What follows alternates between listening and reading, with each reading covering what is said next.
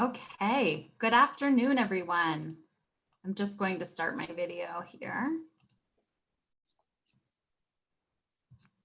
Thank you for your patience. We've been figuring out some technical difficulties today. We have a huge group on our live stream today, so we wanted to make sure everyone was seen or heard at the appropriate times. So I'm just ensuring that that is in fact working. Excellent. Okay, we seem to all be on.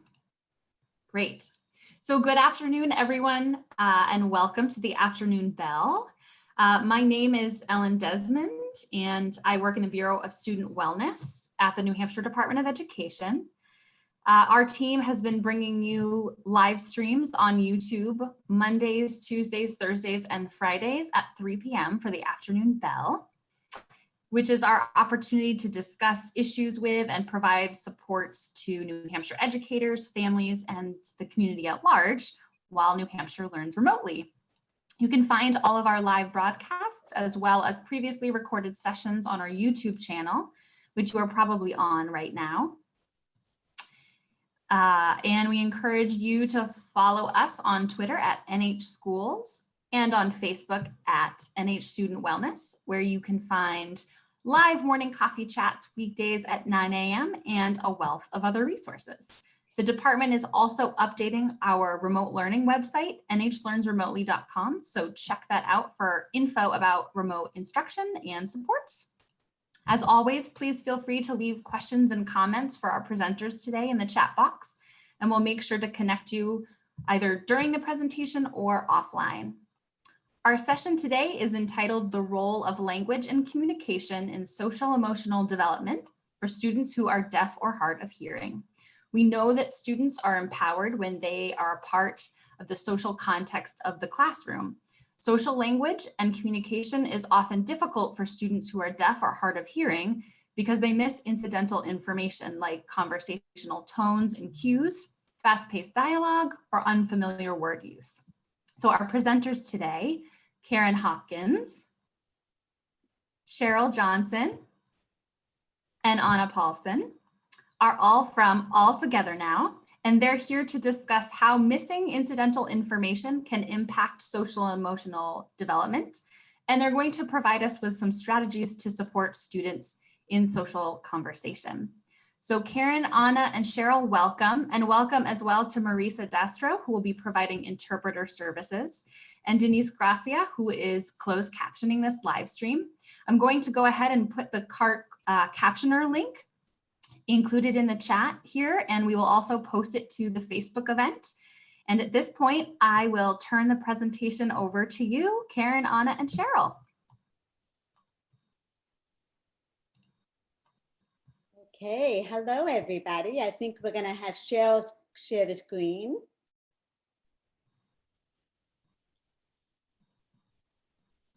Okay, thank you very much for that warm welcome. My name is Karen Hopkins and I'm from the state of Maine. And I'm here with my All Together Now New Hampshire team, Cheryl Johnson and Anna Paulson. Cheryl is from Arizona and Anna is from Minnesota. And we are working on a state of New Hampshire Department of Education grant for rolling out the New Hampshire guidelines for the National Deaf Education Guidelines through the state of New Hampshire. So today we want to share with you the role of language and communication in social emotional development of children who are deaf and hard of hearing.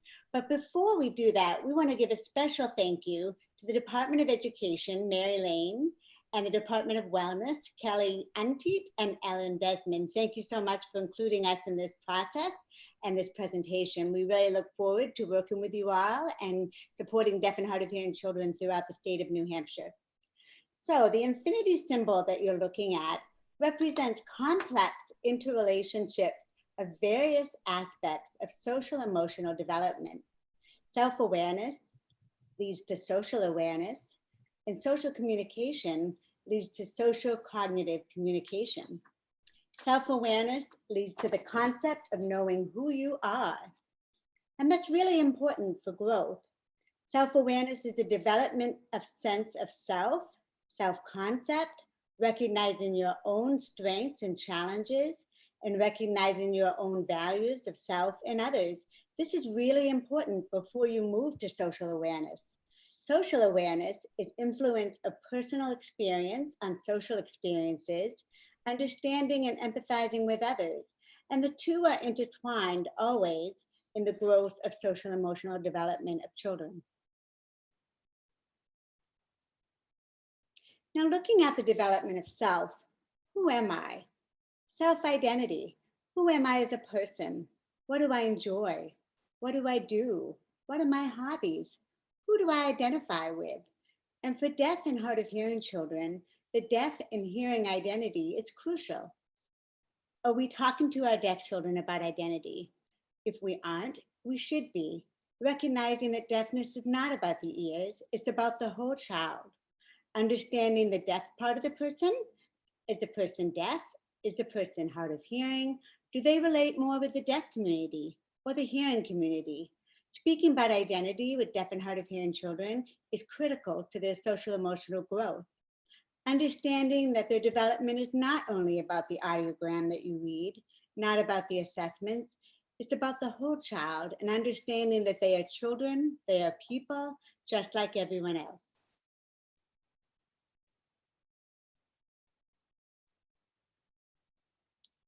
When we're working with our students, we want to ask these questions and help them process them. What are my strengths? Helping your children understand their strengths is critical. What are my challenges? What are the challenges that I face day to day? At home, at school, in social contexts? What are my barriers? What stops me from doing what I want to do? And who can I go to for support? Ensuring that our students have people they can go to for support, whether it's peers, family members, social workers, teachers, is incredibly important to the success of social emotional development. And how do I interact with other people? Having these discussions with students help them understand their self-awareness, their social emotional skills, and which leads to their social involvement in their community and their family. Having those discussions and helping them to see who they interact with and how they interact with will help with everything. And I'm going to turn this over to Cheryl right now.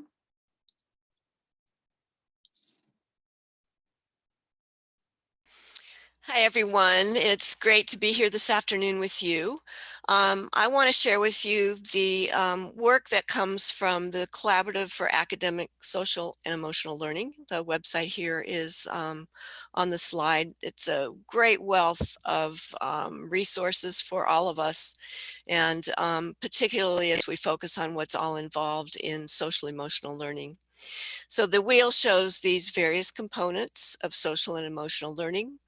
Every one of them is important for deaf and hard of hearing children and youth in the development of their identity, their self-esteem, their resiliency, their self-determination, and their ability to advocate for themselves. So the wheel includes self-awareness, responsible decision-making, relationship skills, social awareness, and self-management. Today, we want to just look at relationship skills. And as the tone was set and mentioned, conversational challenges that our children have really deal a lot with timing. Often the students behind waiting for the captioning or the interpreter, and they need a little bit more time to not only receive the information, but then time to process what they are hearing in terms of putting it into meaning. So timing is a real critical in conversation. Also, misunderstanding meanings. They may not hear every word and need that additional processing time to fill in gaps. With deaf and hard of hearing children, we often think about their language as Swiss cheese because there's lots of gaps in what they're hearing, and then they have to fill those gaps in to try and make sense of what they are hearing. And if they don't hear or access the information visually appropriately, then they may not respond to the message in a way that is understanding and fits in with what the other students are saying. So we have both social communication skills and social cognitive skills that impact these social relationships. And when they're impacted, our students can seem awkward, and that awkwardness that stems from these lack of skills often influences their ability to have friendships and these kinds of relationships.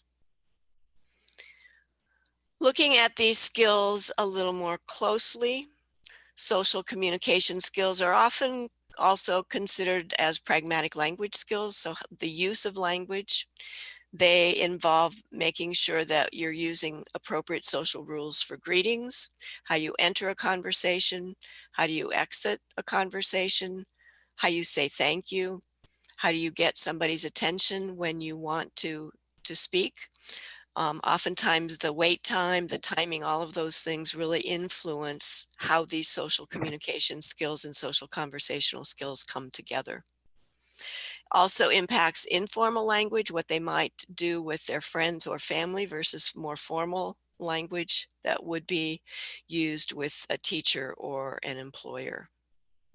Social cognitive skills are about perceiving and interpreting situations so that you understand how to say certain things based on the context of the situation that you're in, and then determining what to say to initiate those responses and using those executive function skills to help interact in a more appropriately acceptable way. And I think now I will turn this over to Anna. I'm going to close out my video and mute my mic as she finishes up. Thank you, Cheryl.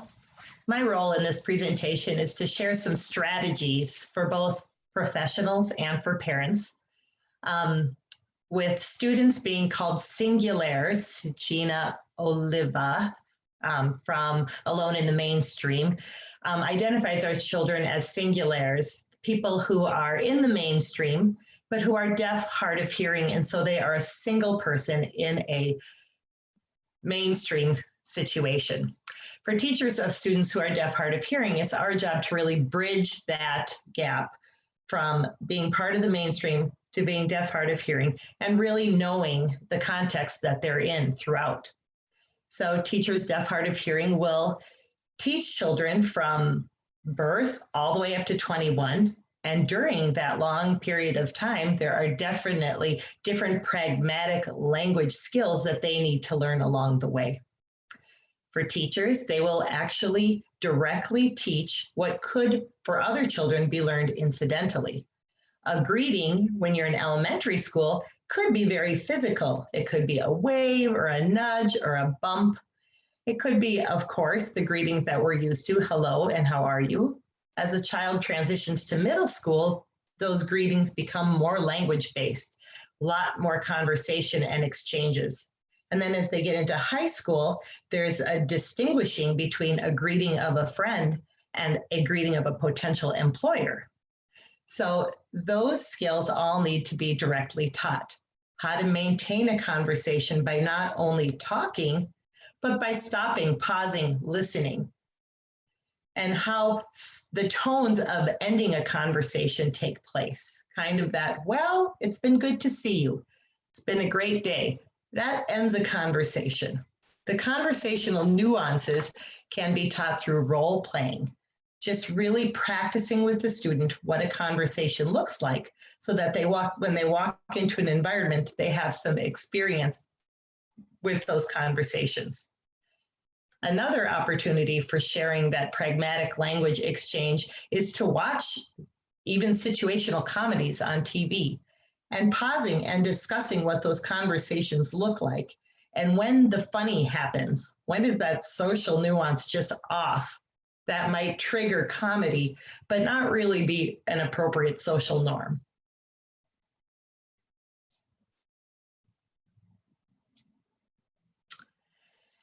So social communications, as spoken before, are directly tied with social cognitive skills. Teachers deaf, hard of hearing will again directly teach the cognitive skills required in social interactions. They'll be taught how to perceive and interpret a situation, In middle school, a teacher deaf, hard of hearing might teach a student the difference between an acquaintance, somebody you simply say hi to in the hallway, to a pal or casual friend, someone who you might be in a work group with, to an intimate friend, somebody who you might share something personal with, or a family relationship information. You might also directly teach the student about humor and about some of the nuances that happen in a day, in a lunchroom. There certainly is a difference between the movie Lion King and the TV show Tiger King. Some of those things are easy for a student with hearing to pick up on, but might have some nuances for a child who is deaf, hard of hearing. A teacher might have to explicitly share that. In addition, students who are deaf, hard of hearing are less likely to participate in extracurricular activities. That's a very important part to social development, whether it be in elementary school, being part of a scout troop or a faith-based activity, or in middle school, joining the track and field team, all the way up to perhaps being in a school play or transitioning to a career. There are many cognitive skills that need to be taught so the child is ready to participate and hopefully stays in those activities. One example might be of a middle school student who should be taught some of the language of participating in a track activity. What are the starting blocks? What does it mean to stand at the starting blocks? Those are not vocabulary that happen every day. You might also warn that student that at a track and field practice, they might start and end an activity with a whistle. A student who's deaf, hard of hearing might miss that whistle. So telling the student to approach the coach and explain what they might miss with that whistle, start and stop, would be one way to alleviate any awkward moments, awkward opportunities. So helping the child prepare for what happens at a location, preparing them with vocabulary and preparing them to confront or have a conversation with a coach or a teacher is an important part of a teacher's role.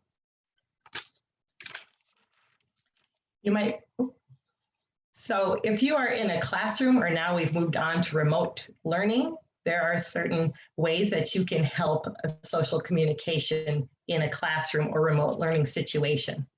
A teacher, general educator, or teacher deaf, hard of hearing should manage the classroom so that the student does not feel like an N of one, or the one person that might need access. Using words like, if you want to rest your listening ears, you can depend on the captioning in this film. Doesn't single out the student who is deaf, hard of hearing. Everybody can benefit from captioning. You might also say, who needs the volume higher? Recognizing that anybody might need to hear better, to do better. You should also identify who is asking the question, who is speaking.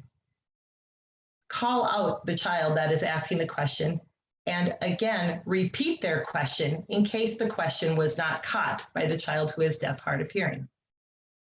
You might state the topic of conversation or the topic of the lesson so that the student has some context to draw on, some language cues. And hopefully, even before the lesson starts, there will have been some pre-teaching of the necessary vocabulary or concepts. So when the child who is deaf, hard of hearing comes into the situation, they might have some background that might have otherwise been missed through that incidental learning process. There are lists and lists of games, role-playing opportunities, social context, flashcards that you can get. I know Boys Town has a great social skills checklist. There's the Paths curriculum, the Castles curriculum. Lots of opportunities for teachers deaf, hard of hearing to work through some professional development opportunities on your own.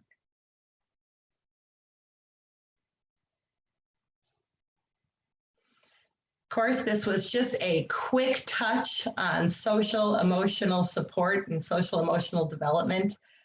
We have lots of resources on the All Together Now New Hampshire website. We post frequently on our Facebook page, and if you have any questions, you can reach the three of us at the emails listed on the screen. Thanks so much for this opportunity. We are excited about our project, and we look forward to working with everybody in New Hampshire to make sure that our kids who are deaf, hard of hearing have the optimal outcomes for in their education.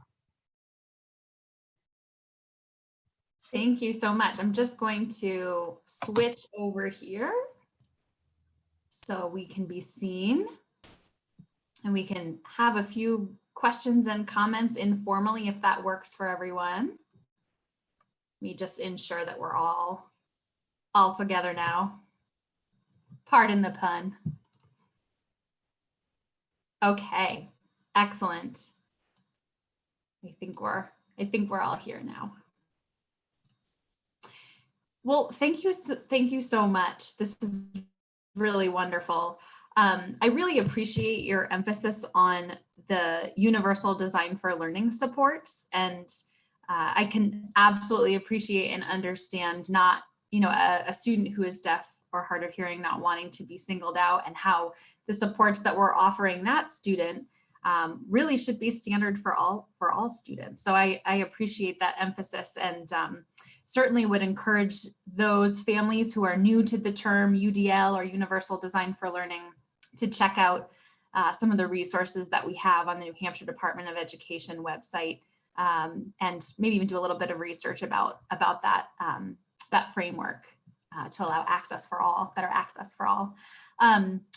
I'm wondering if you wouldn't mind sharing some of the commonly asked questions from educators on how to support deaf and hard of hearing students in general. This may be the first time that some of our families or educators are tuning in and really giving consideration to how they can help those students really intentionally, either through remote learning or just in the classroom when we're back to normal.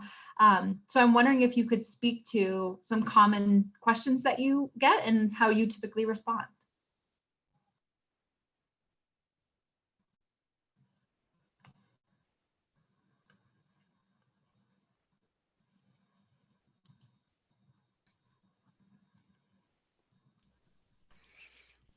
Karen, are you ready?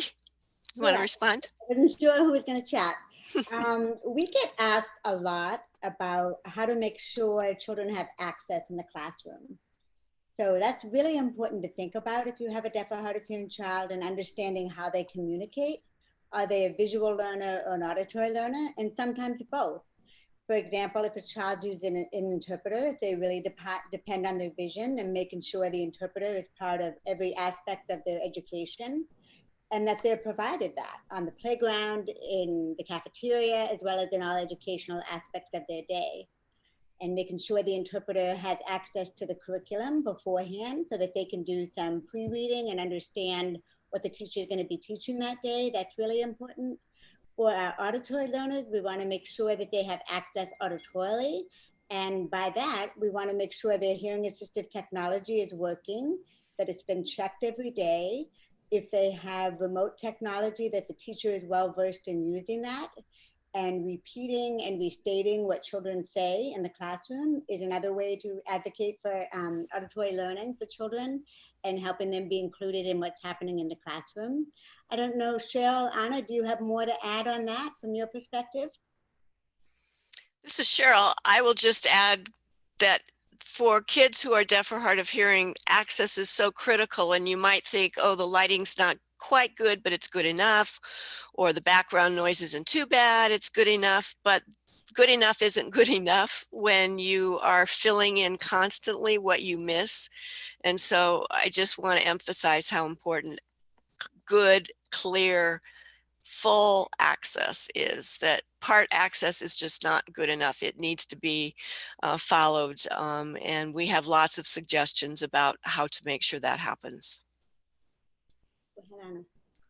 One other question we get frequently is, well, it seems like they can hear with their hearing assistive technologies, whether it be hearing aids or cochlear implants, they seem to hear just fine. And I want to emphasize that hearing fine in one environment doesn't mean they hear fine everywhere. particularly in a gymnasium or a lunchroom. It's difficult for kids with perfect hearing, if you will, to hear in those environments, and then, add the addition of the assistive technologies. We also get asked if captioning can happen later. Maybe they could watch it later. Maybe they could access this information later from an interpreter or in another way. And that's not universal design in any way at all. Universal design means that it happens at the same time for all the students so that they have access to everything real time, not later. Most of us don't have time to redo a lesson on our own. If you were a student at the university right now, you wouldn't want to take the same lesson later. You would want to take it real time while you're there so that you can study later. And that's the same for our students as well. Another question I get as a deaf adult is people don't understand that because I can talk, they think I can hear. So the difference in how we express ourselves and how we take information in receptively is really important for the community to understand that just because a person talks doesn't necessarily mean that they can hear you talking. For example, I'm profoundly deaf, but I can talk and you can understand me talking, but I can't necessarily hear what you're saying. So if you have a deaf or hard of hearing child in your classroom, make sure you take the time to understand their hearing levels and what they can and cannot hear. And always assume that they're not going to hear you instead of assuming that they can hear you. In this time of remote learning, it's really important that we take extra consideration for those that are learning online, and whether that be auditorily or visually, and the masks are creating a huge problem for deaf and hard of hearing people, because when you take away the visual, you just took away my access. As somebody that lip reads every day, I depend on the face, and even when I'm using American Sign Language, facial expressions are a huge part of that language. And if you take away this part, you're taking away aspects of the language. So we're all as a community thinking of how to address that and how to work with that. One way that we're recognizing is working with students and talking with them about the anxiety that they may feel when their access is taken away, and letting them talk about that, letting them explore their feelings, helping them understand that there's a lot of information that comes from the eyes. And as you can see, my eyes went up and down. So helping them understand that if somebody's talking like this, it actually gives them information to their communication. We're talking about the purchasing of clear masks. And if you Google that online, they come up pretty quickly now. And what that does is it's a clear part here, and the rest of it may be fabric instead of the cover. So if you're purchasing masks for students or for your staff or for your teachers, your professionals, please make sure that you're looking into the purchase of clear masks so that the kids have access, especially thinking of a return to school in the fall. I think that's going to be a really critical purchase for schools to be doing. Thank you. I really love the idea of educating all about how body language as a whole can be perceived. I think if we all can maybe spend a little bit more time, reflecting on that and thinking about how our face as a whole, or how our, gesticulations are communicating, that helps us all be better communicators, right? So I really love the idea of, setting aside some time during this remote learning environment and talking with students about, if you can't see my mouth, but you can see my eyes, what does that tell you about what I'm feeling or what I'm trying to convey? I can imagine that being especially helpful in, with elementary school populations. And it just helps with that self-regulation even too, in thinking about what is the face that I'm putting out to the world, or what is the body language that I'm using, and how does that link up with what I'm feeling? So it's a great opportunity for some of that social emotional development to happen in tandem with this new environment where we can really only see a portion of a person, which is really challenging for all students, I know, to not be able to, move around necessarily, or at least it makes it harder for some students who do feel like they need to wriggle while they're learning. And so allowing for, some clear and targeted lessons about facial expressions. And I love that idea opening that up to all as well. Are you finding that that students who are deaf or hard of hearing are embedding their interpreters into Zoom or Google Hangouts lessons pretty frequently? Does that access seem to be continuing? I'm hoping so, since we need to make sure that it's happening. I think a lot of our teachers of the deaf and the teachers of the deaf in New Hampshire that we've had the honor of chatting with are getting super creative.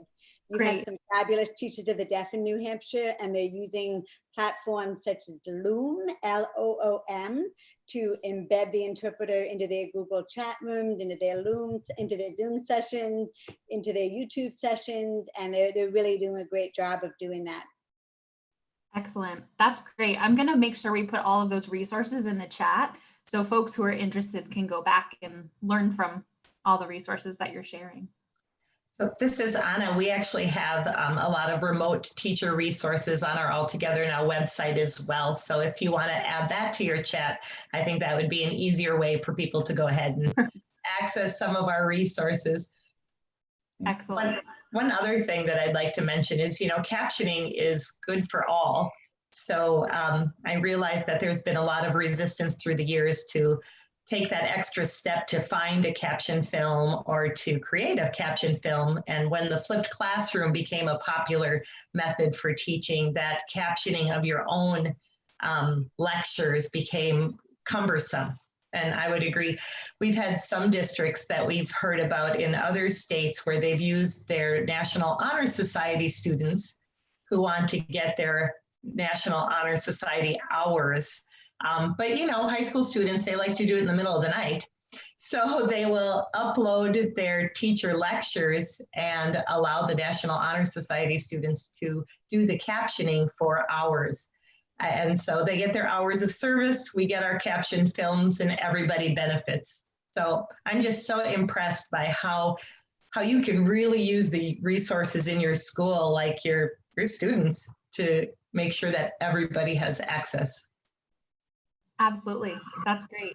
I agree with you. And I think we're all in an environment where, depending on the room that you're in, it may echo more, or, your sound is, you may have little kids running around, right? So I agree with you, having that visual closed captioning could be really, really helpful for everyone. Well, thank you so much. Thanks for coming by, for swinging by to the afternoon bell session. And thanks to those of you who are tuning in at home. We will see you on Facebook Live at 9 a.m. for our morning coffee chat. And visit us here on Thursday for another afternoon bell session at 3 p.m. For a list of our upcoming live streams, we encourage you to subscribe to our newsletter at nhstudentwellness.org/contact, or by following us on our social media channels. Again, I will make sure to post all the resources and the links to Altogether Now New Hampshire, so you can do a little bit of extra support and research searching. And before we go, I want to let you presenters know we have a comment that from Amelia, saying that she really enjoys the observation that the experience for many students is like Swiss cheese. Makes a lot of sense. So that visual is a great thing for us to maybe leave this conversation with, and think about how we can make it more of an American single square rather than a square of Swiss cheese for all of our students. Excellent. Thank you so much. And thanks for tuning in, and be well. Thank you. We appreciate the opportunity. Thank you. Bye-bye.